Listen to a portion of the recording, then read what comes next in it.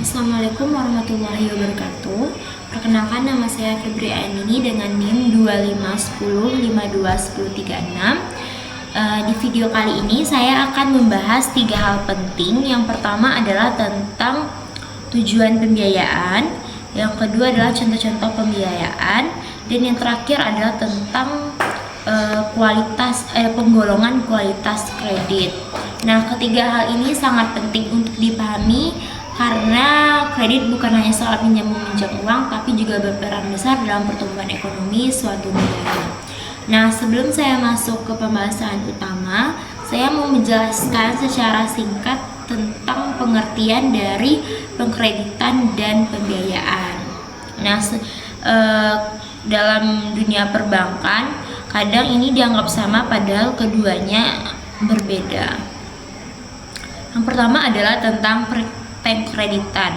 Jadi pengkreditan itu adalah suatu kegiatan penyediaan uang atau tagihan berdasarkan perjanjian antara bank dan nasabah, di mana nasabah wajib mengembalikan uang tersebut berserta bunganya dalam jangka waktu tertentu.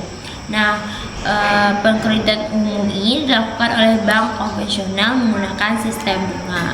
Nah, sementara itu pembiayaan adalah kegiatan penyediaan dana atau tagihan berdasarkan prinsip syariah Islam tanpa bunga. Bank syariah menggunakan sistem akad seperti bagi hasil, mudharabah, musyarakah, jual beli, murabahat, dan sewa ijarah. Nah, jadi secara sederhana, kredit itu menggunakan sistem bunga konvensional, sedangkan pembiayaan sistem bagi hasil syariah. Nah, setelah memahami perbedaannya, sekarang kita masuk ke pembahasan pertama, yaitu tentang tujuan dari pembiayaan. Nah, pembiayaan memiliki peran strategis dalam perekonomian karena tidak hanya membantu masyarakat memperoleh modal, tapi juga mendukung pembangunan nasional. Tujuan dari pembiayaan yang pertama adalah memenuhi kebutuhan modal usaha secara halal. Banyak pelaku usaha kecil dan menengah yang memiliki ide bagus tetapi kekurangan modal. Melalui pembiayaan syariah, mereka bisa mendapatkan dana tanpa terjebak dalam sistem riba. Bank syariah memberikan dana dengan prinsip keadilan sehingga tidak ada pihak yang dirugikan. Yang kedua adalah meningkatkan aktivitas sektor real. Pembiayaan syariah berfokus pada sektor nyata seperti pertanian, perdagangan, dan industri kecil. Dengan begitu, uang yang beredar dalam masyarakat benar-benar digunakan untuk kegiatan produktif yang menciptakan barang dan jasa, bukan untuk spekulasi. Yang ketiga adalah mendorong pertumbuhan dan pembangunan ekonomi dengan pembiayaan. Usaha-usaha kecil dapat berkembang menjadi menengah bahkan besar. Misalnya, petani yang memperoleh pembiayaan bisa membeli alat pertanian modern sehingga hasil panennya meningkat dan memberi dampak positif pada ekonomi daerah. Yang keempat adalah mewujudkan pemerataan kesejahteraan. Pembiayaan diberikan tidak hanya kepada pengusaha besar, tapi juga kepada masyarakat menengah. Hal ini menciptakan pemerataan ekonomi dan membantu mengurangi kesenjangan sosial. Yang kelima adalah menjamin keadilan dan transparansi transaksi. Dalam sistem syariah, setiap pembiayaan harus jelas akadnya. Risiko dan keuntungannya dibagi secara adil antara nasabah dan bank. Hal ini mendorong terciptanya sistem keuangan yang lebih transparan dan saling menguntungkan. Yang keenam adalah mendukung stabilitas dan keberlanjutan ekonomi. Karena berlandaskan prinsip syariah, pembiayaan diarahkan pada kegiatan yang produktif, nyata, dan beretika. Jadi, secara garis besar, tujuan pembiayaan adalah mendorong kegiatan ekonomi yang produktif, adil, dan berkelanjutan sesuai prinsip syariah. Selanjutnya adalah contoh-contoh pembiayaan.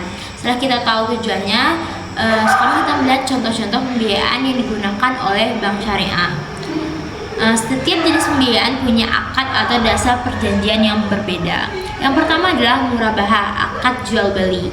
Bank membeli barang yang dibutuhkan nasabah lalu menjualnya kembali dengan margin keuntungan yang disepakati. Contohnya, nasabah membeli mobil dengan pembiayaan murabaha. Bank membeli mobil itu dulu lalu menjualnya ke nasabah dengan harga yang sedikit lebih tinggi.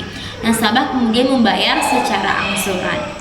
Yang kedua adalah mudarabah, bagi hasil antara pemodal dan pengelola. Dalam akad ini, bank bertindak sebagai pemilik modal, sedangkan nasabah menjadi pengelola usaha. Keuntungan dibagi sesuai kesepakatan, sedangkan kerugian ditanggung oleh pemilik modal selama bukan karena kelalaian nasabah. Contohnya, bank memberikan pembiayaan mudarabah kepada pelaku UMKM untuk pengembangan usaha makanan rumahan. Yang ketiga adalah musyarakah kerja modal bersama. Bank dan nasabah sama-sama menanamkan modal dalam sebuah usaha. Keuntungan dan risiko dibagi sesuai porsi modal masing-masing. Contohnya proyek pembangunan rumah atau perumahan yang dibiayai bersama antara bank dan developer. Yang keempat, ijarah atau sewa menyewa. Bank membeli suatu barang seperti alat berat atau kendaraan, kemudian menyewakannya kepada nasabah untuk jangka waktu tertentu. Setelah masa sewanya selesai, nasabah bisa memperpanjang kontrak atau membeli barang tersebut. Yang kelima adalah istihna, pesanan produksi. Pembiayaan ini digunakan untuk pembuatan barang berdasarkan pesanan tertentu. Misalnya, bank mendanai pembuatan kapal, mesin, atau rumah yang dipesan oleh nasabah. Yang keenam adalah kar, pinjam kebajikan. Ini adalah pembiayaan sosial tanpa imbalan. Biasanya diberikan untuk tujuan sosial atau keadaan darurat. Selain itu ada juga pembiayaan mikro syariah atau kurs syariah yang diajukan untuk masyarakat kecil agar mereka bisa mulai usaha mandiri tanpa sistem bunga. Yang ketiga, kita akan membahas tentang penggolongan kualitas kredit. Nah, dalam penggolongan kualitas kredit ini terbagi 5. Yang pertama adalah kredit lancar. Pembayaran pokok dan bagi hasil dilakukan tepat waktu dan usaha debitur berjalan baik.